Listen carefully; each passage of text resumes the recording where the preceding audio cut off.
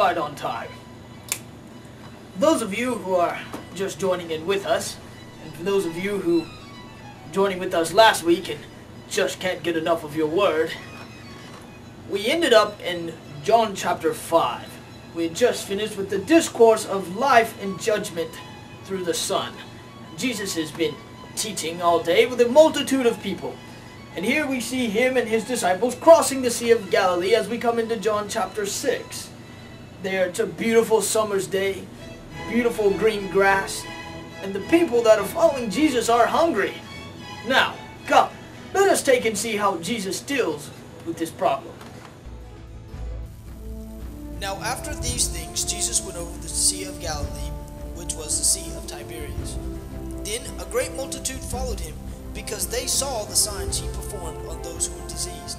And Jesus went up on the mountain, and there he sat with his disciples.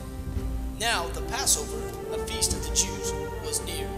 Then Jesus lifted up his eyes, and seeing a great multitude coming toward him, he said to Philip,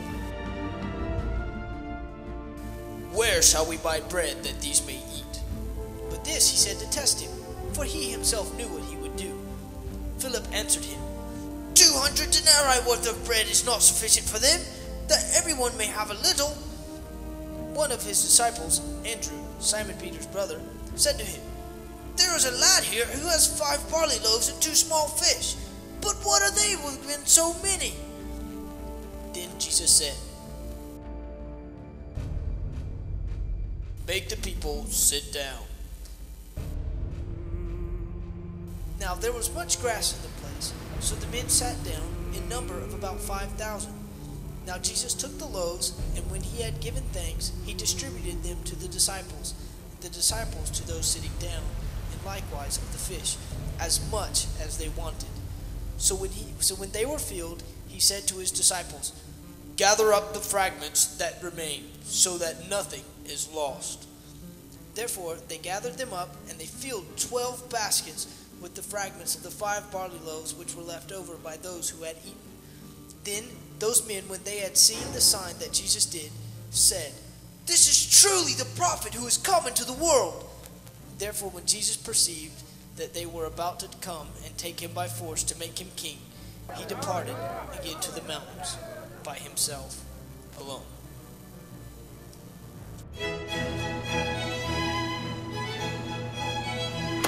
Simply marvelous. Here we see that Jesus is working these miracles. He's proving himself to be to these people a prophet like Moses. Messianic expectations hang in the air as they see that Jesus to be this miraculous worker of miracles, providing them the bread that they ate on a physical level.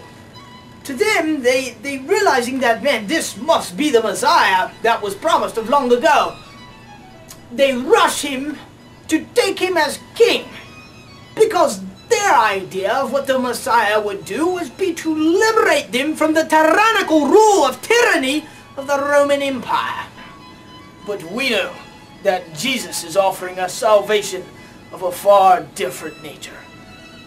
But come, let us continue into our story as we find Jesus and his disciples crossing the sea to Capernaum. The disciples have quite a bit in store for them. Let us take a look. Now when evening came, his disciples got down to the sea, got into the boat, and went over to the sea toward Capernaum. And it was already dark, and Jesus had not come to them. Then the sea arose, such a great wind was blowing. So when they had rowed about 3 or 4 miles, they saw Jesus walking on the sea and drawing near to the boat, and they were afraid. But he said to them, "It is I, do not be afraid."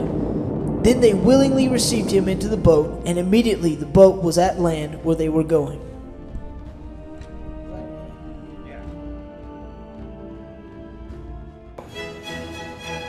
Wow, this Jesus is really something. Walking on water.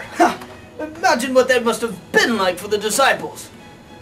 But now, Let us continue our journey into John chapter 6, starting with verse 22, as Jesus proclaims himself as the bread from heaven.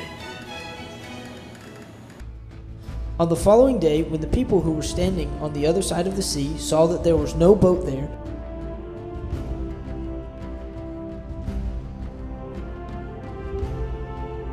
except the one the disciples had entered, and that Jesus had not entered the boat with the disciples, but his disciples had gone away alone. However, other boats came from Tiberias, near the place where they had ate bread after the Lord had given thanks. When the people therefore saw that Jesus was not there, nor his disciples, they also got into boats and came to Capernaum, seeking Jesus. And when they found him on the other side of the sea, they said to him, "Rabbi, when did you come here?" Jesus answered them and said, "Most assuredly I say to you, you seek me not because you saw the signs, but because you ate of the loaves and were filled. Do not labor for food which perishes, but for food which endures to everlasting life, which the Son of Man will give you, because God the Father has sent his seal upon him." Then they said to him, "What shall we do that we may work the works of God?" Jesus answered and said to them, "This is the work of God, that you believe in him whom he sent." Therefore they said to him, "What sign will you perform that we may see it and believe you? What work will you do? Our fathers ate manna in heaven in the desert. As it was written, he gave them bread from heaven to eat." Then Jesus said to them, "Most assuredly I say to you, Moses did not give you the bread from heaven, but my Father gives you the true bread from heaven. For the bread of God is he who comes down from heaven and gives life to the world." Then they said to him, "Lord, give us this bread always."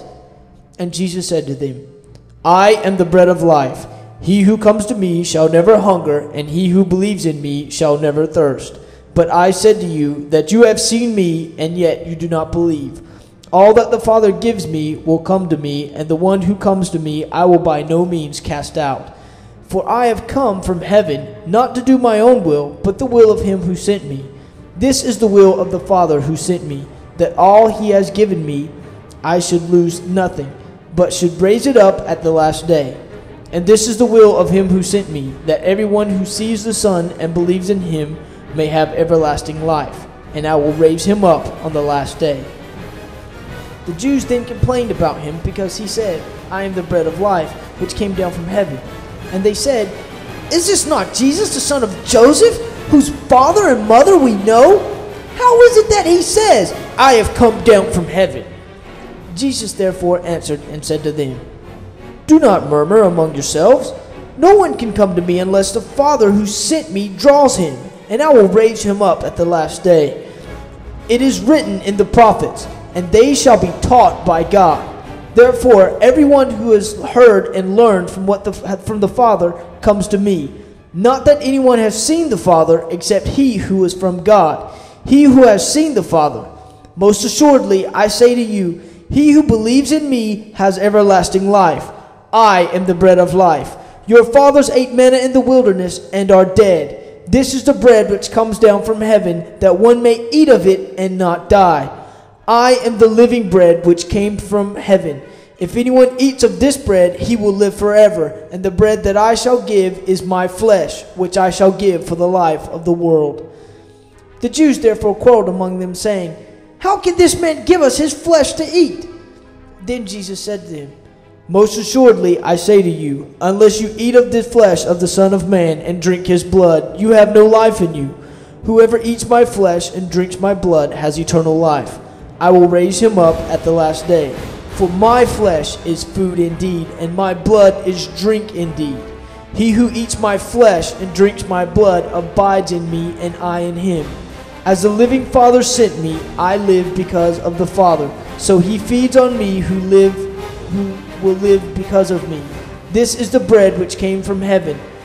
Not as your fathers ate manna and are dead. He who eats this bread will live forever." These things he said while in the synagogue as he taught in Capernaum. Therefore many of his disciples, when they heard this, said, "This is a hard saying. Who can understand it?" Jesus knew in himself that his disciples complained about this, and he said to them, "Does this offend you? What then if you should see the Son of Man ascend to where he was before? It is the Spirit who gives life. The flesh profits nothing.